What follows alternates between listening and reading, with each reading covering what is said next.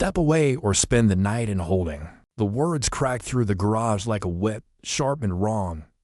Engines idled lower. Footsteps froze, and Level B3 became a silent stage for a scene no one should have to live. Marcus Williams didn't move.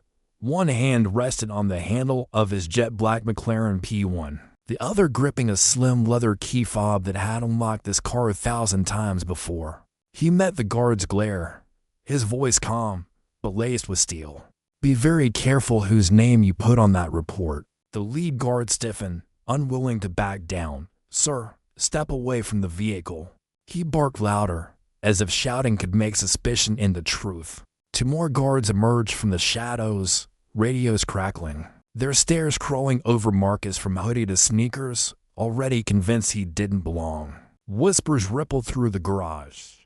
A woman in a navy suit paused mid-stride, phone halfway raised. A young man near the elevator tilted his camera toward the scene, recording quietly. Disbelief etched on his face. The air smelled of exhaust and asphalt, but it carried something heavy airbias, unspoken yet loud enough to choke. Marcus stayed rooted, steady, unshaken. He'd seen this look before, at 24. A realtor laughed in his face when he tried to buy his first property in cash. At 31, a bank manager froze his account after a record-breaking deal, claiming unusual activity. Decades later, billions earned, yet still. A black man with a luxury car was treated like a criminal. The same script, the same sting. The lead guard took a step closer, jaw tight, hand twitching near his radio. "You don't want trouble tonight," he warned. Another muttered under his breath, "Guys like this don't drive cars like that." The words hit harder than any shove, echoing every quiet prejudice Marcus had endured on his way up. He didn't raise his voice, didn't beg, didn't move. He let the silence speak for him. Thick and cutting. They didn't know who they were talking to, not yet. But they were about to find out. "Before we go further, I want to hear from you. What would you do if this happened to y'all? Walk away, or stand your ground like Marcus? Drop your thoughts in the comments below. And if you believe dignity and justice should never depend on skin color or clothes, hit like and share this story. Because tonight, in this garage, truth and power are about to collide and only one will walk out unbroken." The radio on the lead guard's shoulder crackled to life. "Unit 3. Do you copy? Suspected theft in progress. Level B3. Black McLaren." The words traveled through the garage like smoke, invisible but choking. Every syllable marked Marcus Williams as a criminal before anyone asked a single question. The second guard, taller, leaned in close, his voice dripping with disdain. "Man, where'd you even find keys like that? Fake keys don't open real cars." His smirk wasn't just arrogance. It was a verdict delivered without evidence. Marcus stayed still, every breath measured. Eyes locked on the man who thought intimidation was authority. "You could ask for ID," he said. Tone flat, deliberate. "Or you could keep guessing and see where it gets you." The lead guard scoffed. "Don't play smart.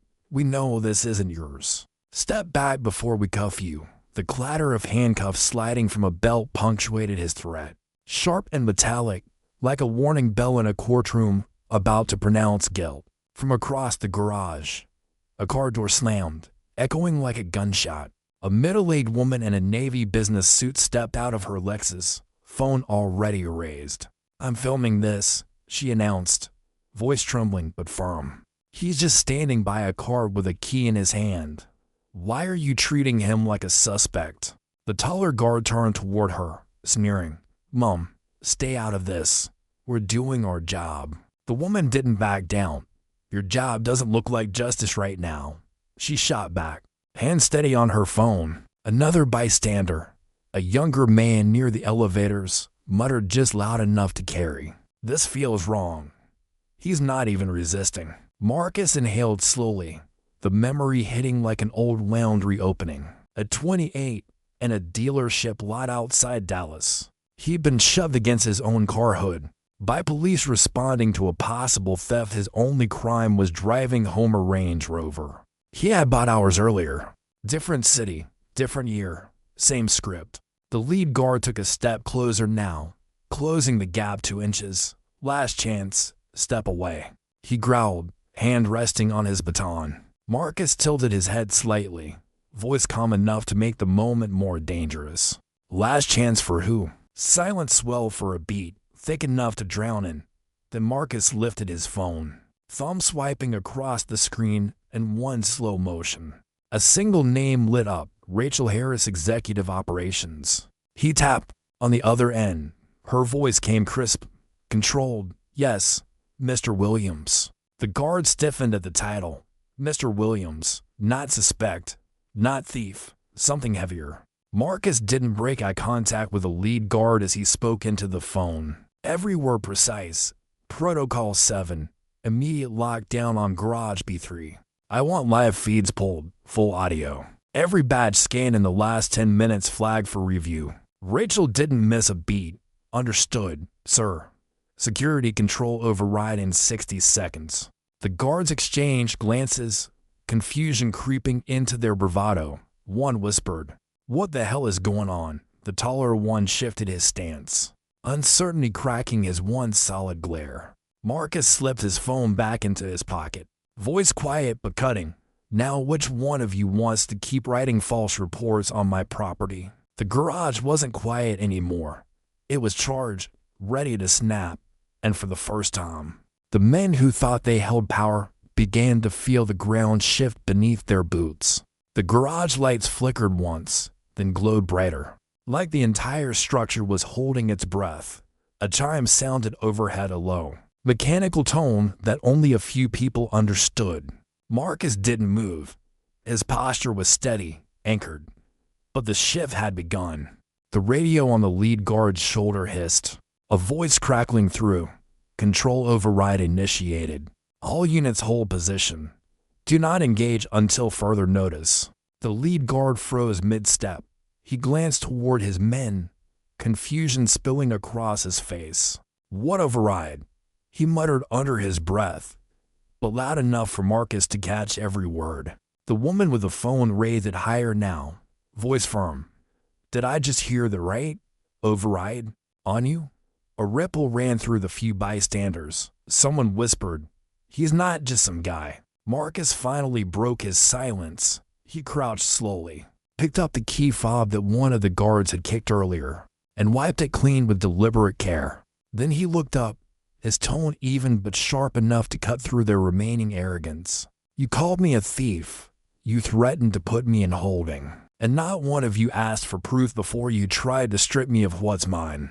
The taller guard shifted, suddenly unsure, his baton lowering an inch. "We were just doing our job," he stammered.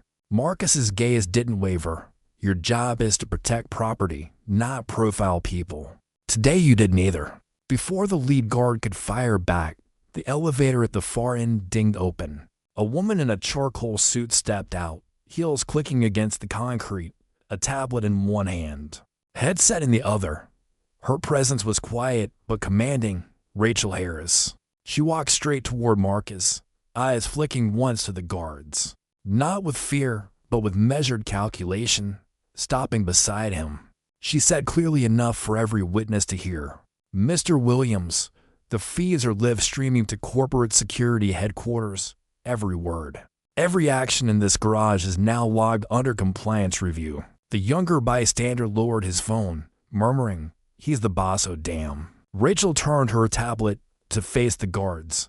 On the screen, timestamps glowed with audio logs of every threat, every insult, every false code called in over the radio. "You've escalated a non-event into a detainment attempt without probable cause," she said flatly. "Internal affairs will see this before midnight." The lead guard opened his mouth, but no words came.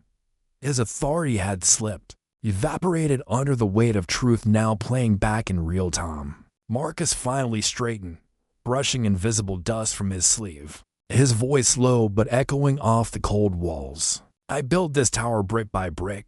My name signed the checks that bought this garage. And tonight, you thought you could take my dignity and lock it away like a stolen car key." He stepped closer, calm, but immovable. "You've got 60 seconds to decide how you want this story to end for you." Silence clung to the air, thicker than exhaust fumes. The guards, once loud and certain, now stood trapped in their own fear, realizing the man they had caged in suspicion was the one holding the keysnet just to the car. But to everything around them, the garage felt like a courtroom now, every pillar a witness, every echo a gavel waiting to fall. The guards who'd once swaggered forward were rooted in place, stripped of certainty, their radios buzzing with static that sounded more like panic than protocol. Rachel stood a step behind Marcus, tablet still glowing with evidence. Her tone was quiet, but it carried the weight of corporate law. "Mr. Williams, do you want me to escalate this to executive enforcement?" The lead guard swallowed hard, Adam's apple bobbing like it wanted to run before he could. "Sir, we thought." Marcus didn't let him finish. His words landed calm, but heavy, like stone on glass. "You thought I didn't belong. You thought a hoodie meant danger. You thought ownership looked like you, not me." He didn't raise his voice.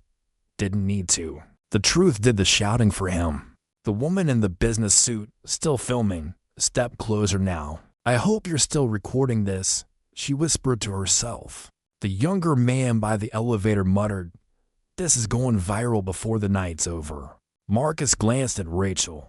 "How long until full lockdown?" Rachel checked her watch. 30 seconds. And as if on cue, a chime rang overhead, followed by a synthesized voice. "Access to Garage B3 is restricted. All security personnel report to holding for compliance review." The words echoed like a verdict no one could appeal. Red lights flickered above the exit doors, locking down the garage in real time. The taller guard's hand slipped from his baton entirely. The lead guard took a small step back. Then another. "Sir, we made a mistake," he stammered, his earlier bravado crumbling into desperation. Marcus tilted his head, eyes cold but not cruel. "A mistake is forgetting a name. A mistake is misreading a plate number. What you did was a choice." He gestured slightly toward the crowd now gathered witnesses with phones. "Witnesses with memory. You chose to humiliate first and ask questions later. Tell me, what should the consequence be for that?" Rachel's tablet chimed again. "Corporate compliance is online, sir," she said, angling the screen to reveal a live conference call. Faces of the senior directors filled the display, their voices coming through sharp. "Mr. Williams, you have full authority to proceed." Marcus nodded once, turning back to the guards, his voice quiet but final. "Every badge you hold, every key card you think gives you power in this place site's gone, effective immediately." As if the building itself obeyed, the guards' radios beeped low and flat, their badges flashed red. "Access denied." A hush fell, thicker than before. The younger bystander whispered, "He just shut them out of their own jobs." The woman filming let out a breathy, "Justice in real time." Marcus stepped closer to the lead guard, his presence no louder, but infinitely larger. "Next time you decide who belongs," he said, "remember this moment, because this is what real ownership looks like." No one moved, no one dared. The storm that had been gathering since the first insult had finally broken, and it was Marcus, who stood unshaken at its center, every ounce of dignity intact and undeniable. The sound of security badges failing 3 sharp beeps, one after another, rippled through the garage like hammer strikes on a coffin lid. The guards who'd surrounded Marcus moments ago now stood pale and stripped of authority, the weight of their actions finally settling on their shoulders. Rachel's voice stayed calm, but uncompromising. "Mr. Williams, corporate security requests a direct statement for the incident report. The feeds are still rolling live." Marcus didn't take his eyes off the lead guard. Every breath he drew felt deliberate, controlled, like a man who knew the cost of anger and the value of restraint. "My statement is this," he said, voice even, but carrying through the garage. "Power without accountability is just prejudice in uniform." A murmur rose among the onlookers, some nodding, others whispering, "That's the truth." Phones stayed raised, lenses capturing a moment they knew would travel far beyond these concrete walls. The lead guard finally broke, his voice a shaky whisper, "Sir, we didn't mean to." Marcus cut him off with a flick of his hand, a gesture not of rage, but finality. Intent doesn't undo impact. Tonight, you turn suspicion into a weapon, not because of evidence, but because of assumption. Rachel tapped her screen, pulling up a list of badge IDs. One by one, the names of the 3 guards flashed in red, access permanently revoked. A line of text stamped underneath each, flagged for review, profiling, misuse of authority, harassment. A chime sounded again from the building's PA system. Attention, Garage B3 is under executive control. Please remain calm and follow instructions. The crowd that had gathered wasn't just watching anymore, they were part of the reckoning. The woman who had been filming wiped at the corner of her eye, voice barely steady as she said, "I've seen this before, just never with justice this fast." The young man near the elevator added, louder this time, "This is how change starts." Marcus let their words settle, not for ego, but for impact. Then he addressed the room. Not just the guards. Every person here witnessed what happened. A false report, a threat of detainment, a public humiliation without a single question asked. This is bigger than me. It's about every person who's ever been told they don't belong next to success they've earned. He looked back at Rachel, shut the garage down for the night. No one moves a vehicle until compliance finishes their sweep, and schedule a full training overhaul for every officer in this building. Rachel nodded, already sending commands through her tablet. The heavy steel doors at the garage exit slid down with a low groan, locking in a sense of finality. Marcus stepped closer to the lead guard one last time, his tone quiet but cutting like a verdict. "You tried to cage me in suspicion. Now you're caged by the truth." No one argued, no one moved, and in the silence that followed, a different kind of authority filled the air, not from badges or batons, but from a man who refused to surrender his dignity, and a system forced to reckon with its own bias under the unforgiving lights of Garage B3. The garage was no longer just concrete and steel. It felt like a living thing holding its breath, heavy with tension and truth. The red lights over the exit doors pulsed steadily, sealing in more than just corsets sealed in a lesson no one present would forget. Rachel adjusted the earpiece in her right ear, her voice crisp but low enough for Marcus to hear clearly. "Corporate is asking if you'd like external security brought in to escort the former personnel out." Marcus didn't answer right away. His gaze lingered on the 3 guards standing like statues. Badges useless, radios dead, pride stripped bare. When he spoke, it wasn't loud, but it carried like thunder rolling under a storm. "No, let them walk out through the same doors they tried to close on me. Everyone should see what accountability looks like." A ripple of murmurs spread among the bystanders. Some lowered their phones, others kept filming, unwilling to miss what felt like a moment bigger than a single man and a single car. The lead guard shifted his weight, eyes darting anywhere, but at Marcus, Soraya's voice cracked.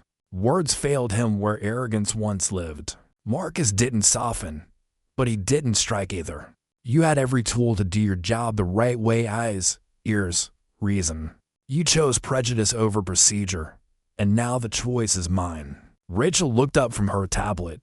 "Mr. Williams, system logs confirm this isn't the first incident under their watch. 3 prior complaints were buried, all similar." The young man by the elevator spoke before Marcus could.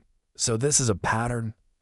Figures." A few more voices joined in. Passengers of other injustices they had witnessed but never saw answered. One woman whispered to another, "Maybe this is the day it stops." Marcus drew a breath, the weight of years pressing on his ribs. Memories flashing: dealership lot in Dallas, the bank lobby in Atlanta, the first contract negotiation where his presence alone was treated as an anomaly each time. Silence swallowed justice, but not tonight. He stepped closer to the guards, his tone precise, the kind that carved truth into stone. "You didn't just doubt me. You tried to erase me, to write me as a criminal in a story where I was the author all along. That ends here." Rachel raised her wrist slightly, waiting for his nod. It came, firm. She tapped the command. A low, Mechanical buzz filled the air as all three guards' profiles were flagged company-wide. Access revoked not just in this garage, but across every building bearing Marcus Williams' name. The lead guard's shoulders slumped, realization crashing in that this wasn't just losing a post, it was losing a future. They'd stayed with their choice. Marcus turned, addressing everyone present now, his voice steady, unwavering. Bias dressed as security is still bias. Tonight, we shut down a garage. Tomorrow, we change how every door in this building opens or closes in people who look like me. No one clapped. No one dared make noise. The silence wasn't fear anymore, it was respect. And a quiet vow from every witness that this moment would not vanish unspoken into the night. For a long moment, no one moved. The only sounds were the low hum of fluorescent lights and the distant buzz of the ventilation fans. The once chaotic garage had become a sanctuary of truth, the kind that left everyone the stunned to speak. Rachel's tablet chimed softly, pulling her attention. She glanced at Marcus, then back at the screen. "Sir, internal communications are lighting up. Legal is asking if you want to push for a formal press release tonight." Marcus's eyes stayed locked on the three guards, stripped of their authority. They looked smaller now, weighed down not by the loss of a job but by the mirror Marcus had just held up to their faces. He spoke low, voice heavy with meaning. "Justice doesn't need a press release. It needs a precedent." Rachel gave a small nod and muted the line. The younger man who had been filming from near the elevator finally stepped closer. Phone still raised, but his tone respectful. "Sir, what you did tonight, people need to see this," he said, voice shaking with emotion. "Too many times. It just gets buried." Marcus glanced at him, the edge in his gaze softening slightly. "That's why you kept recording, isn't it? Because you've seen this before." The man hesitated, then nodded. "Yeah. My cousin got dragged out of a dealership last year because they thought his down payment was fake. Nobody believed him. Nobody cared." His voice cracked on the last word. Marcus's jaw tightened. Memories clawed their way back, vivid and uninvited. First luxury car he bought at 27. The salesman who asked if he was test driving for someone else. The cop who tailed him home because a black man behind the wheel of a Maserati didn't feel right. Different cities, different faces, same insult painted in new uniforms. He turned his attention back to the small crowd. "You all witnessed what happened here tonight," he said, voice carrying now, deliberate and sure. "You know what it looks like when bias hides behind a badge, when dignity gets treated like a crime." A hush fell deeper over the garage. Even the air seemed to listen. Marcus took a slow step forward, closing the space between him and the guards without menace. "Just truth. I'm not here to humiliate you. I'm here to remind y'all and everyone watching that this can't keep happening. Not in my building. Not on my watch." Rachel raised her voice just enough for all to hear, effective immediately. "Garage B3's entire security operation is under executive review. All contracts frozen pending investigation." The lead guard's face drained of color. The taller one whispered something to himself, almost like a prayer for time to rewind.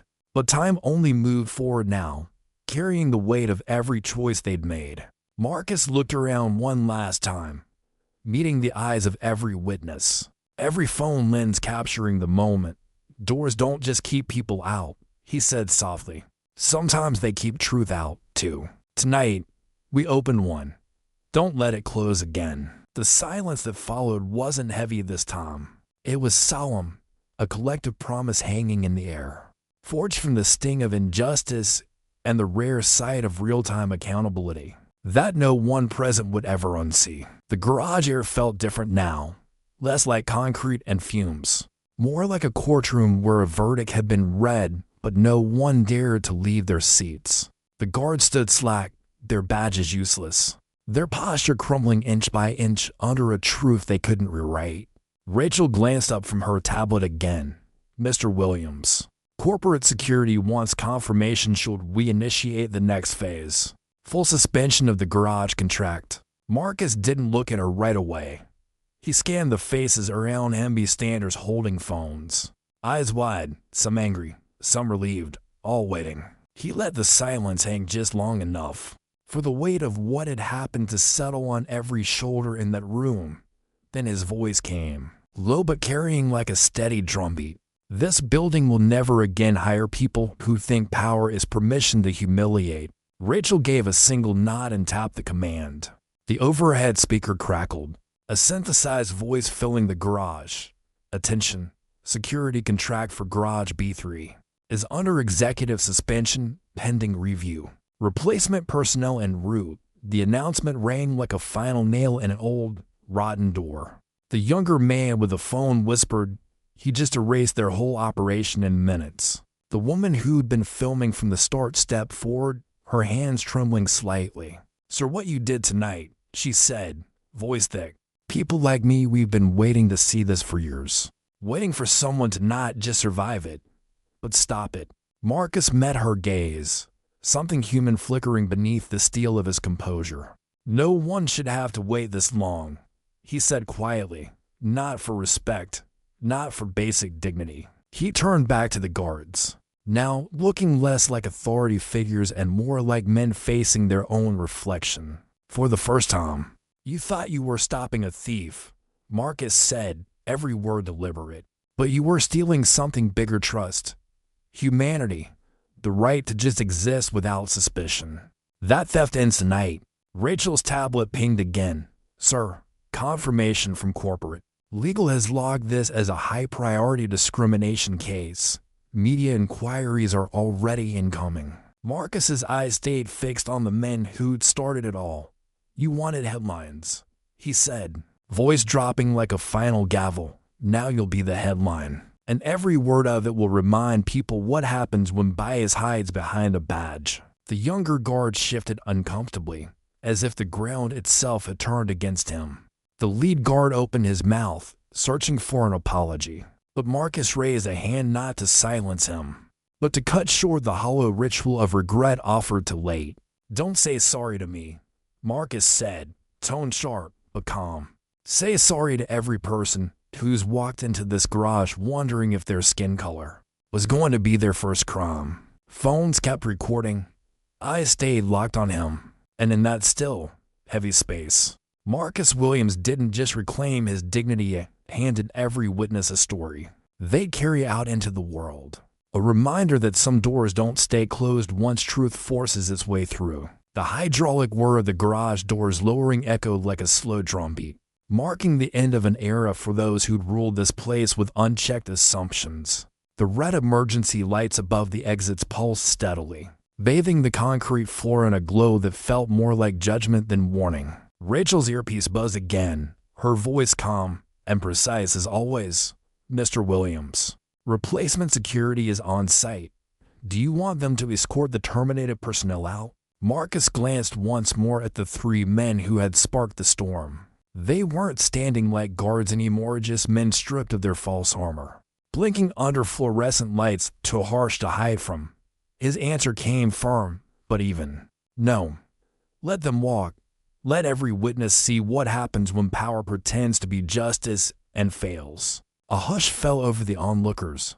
They formed a quiet corridor between the McLaren and the exit doors. Phones still raised, every eye fixed on the unfolding reckoning. The woman in the navy suit whispered to the younger man filming beside her, "This is bigger than just tonight.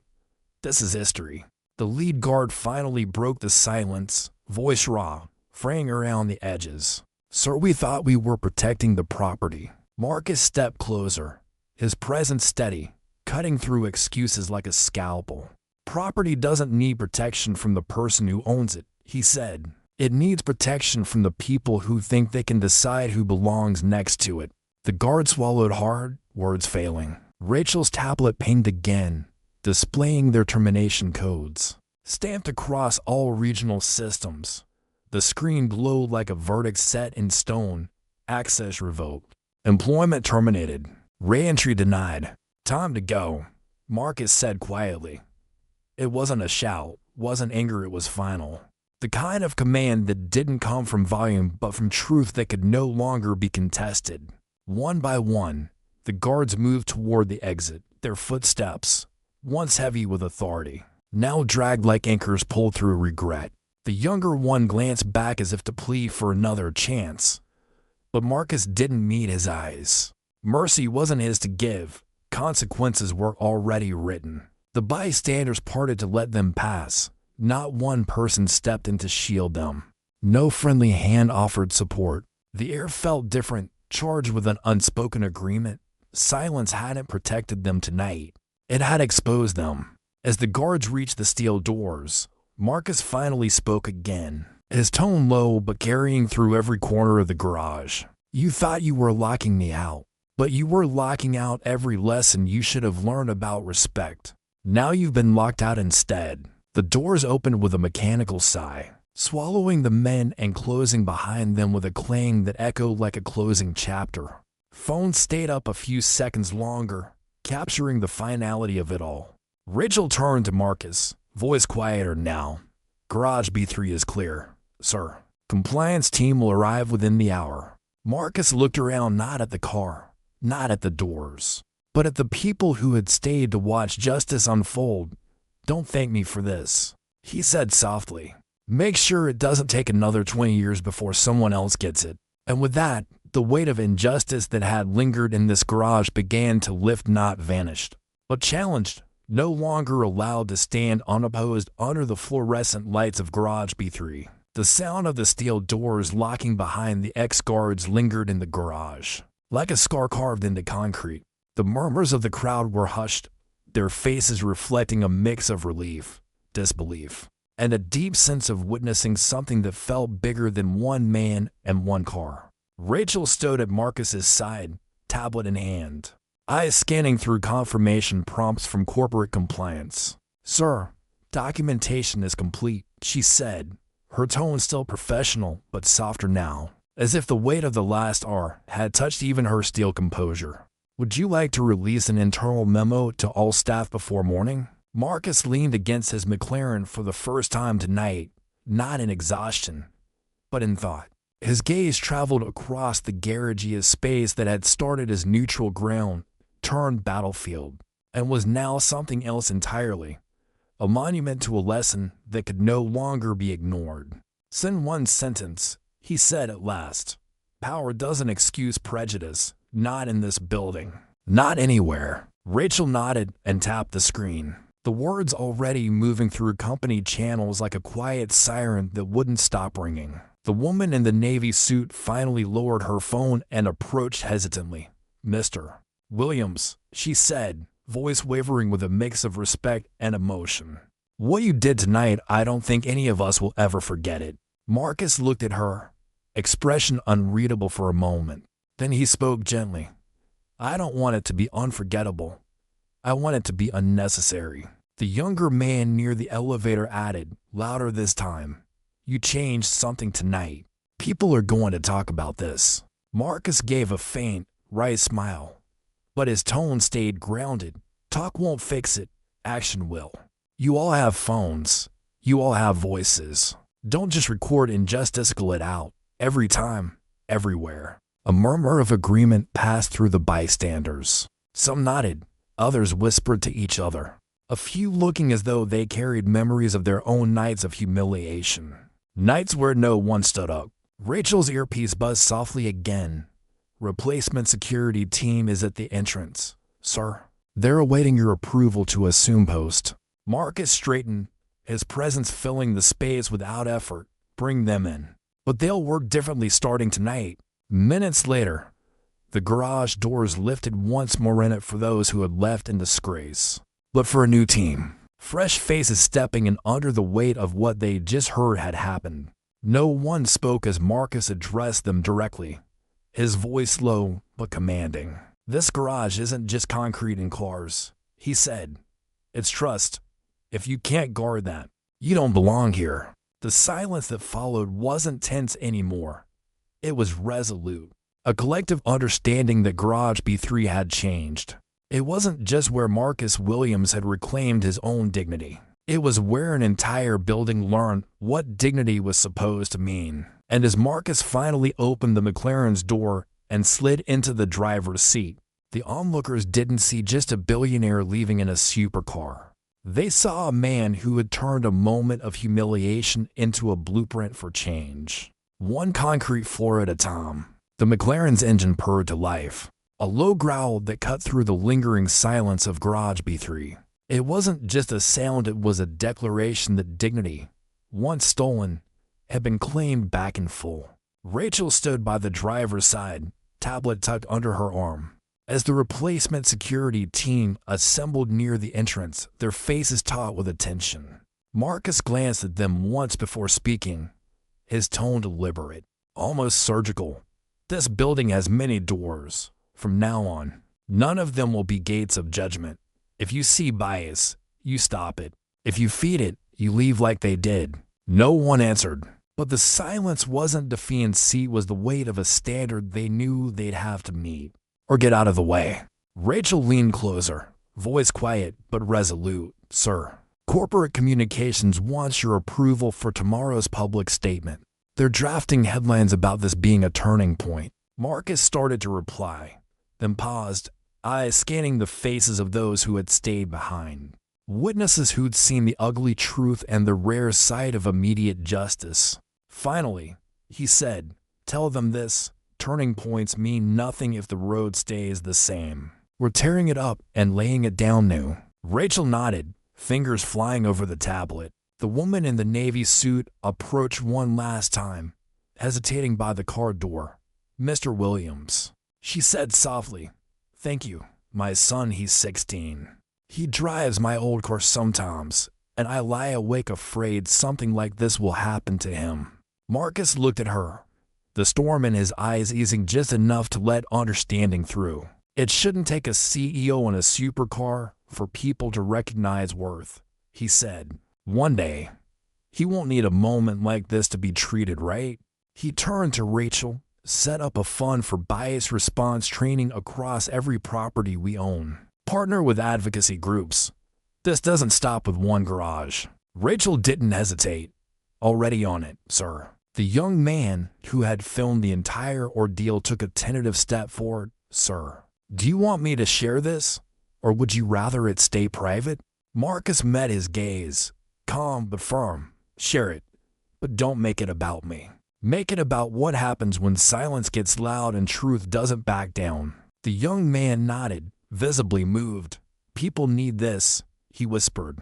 Marcus finally slid into the McLaren's leather seat, hands resting on the wheel. The hum of the engine filled the garage, not like luxury but like promise.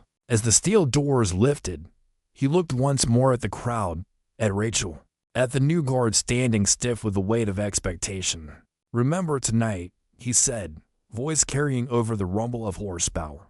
Because dignity doesn't ask for permission, it claims its space. And with that, Marcus Williams eased the McLaren out of Garage B3, leaving behind more than tire marks on concrete. He left behind a new rule carved into the foundation. Prejudice would never park comfortably here again. The city lights blurred in the McLaren's side mirrors as Marcus Williams merged onto the highway, the hum of the engine fading into the background of his thoughts. The night air was cool, yet heavy with the weight of what had unfolded an hour earlier in Garage B3. What had started as another encounter with quiet prejudice had ended as a message too loud to ignore. Rachel's voice came through the car's Bluetooth, steady as ever. Sir, social feeds are already trending. Thousands of posts. Witness videos from the garage are spreading fast under the tag "Like a Doubt No More." Marcus kept his eyes on the road, his tone calm, but sharp. Good. Let people see what it looks like when you refuse to shrink in the face of ignorance. She hesitated for a second before adding, corporate wants to know if you'll do interviews. News outlets are calling this a historic stand against workplace profiling. He exhaled slowly, not tired, just resolute. This isn't about headlines. It's about making sure no one else has to stand in a garage, defending their right to what's already theirs. Rachel's voice softened. Understood. But tonight changed something. Everyone who was there saw that bias doesn't get the last word. The highway stretched ahead, a ribbon of light leading him back toward the city skyline, a city he'd helped build, yet one that still tried to shove him to the margins in a space with his name on the deeds. Marcus's thoughts drifted to memories he rarely let surface. Standing on dealership lots being second-guessed, being followed through high-end stores, watching security guards tighten their grip on radios every time he pulled up in a car that didn't match the image. Years of it, ingrained in his story like graffiti on a wall you can't scrub clean. But tonight, something shifted, not just for him, but for everyone who watched the script flip. His phone buzzed with a message from Rachel. Compliance confirmed. Entire security contractor blacklisted company-wide. Mandatory bias and dignity training rollout approved across all properties. He allowed himself the smallest smile, not victory, just a step forward. Up ahead, the skyline came into full view, glowing against the night. To anyone else, it might look like a city asleep. To Marcus, it was a map of battles yet to come, boardrooms to reform, contracts to rewrite, walls to knock down until stories like tonight's weren't just rare, they were impossible. He turned down the volume on the car's sound system and spoke, almost to himself but loud enough for Rachel to hear over the line. I'm done surviving moments like this. From now on, we're building a world where they don't happen at all. And as the McLaren glided down the empty stretch of road, the man inside it wasn't just a CEO driving home. He was a builder laying foundations, a force shifting an industry, a reminder that dignity doesn't wait for permission, it rewrites the rules. One night, one fight, one garage at a time.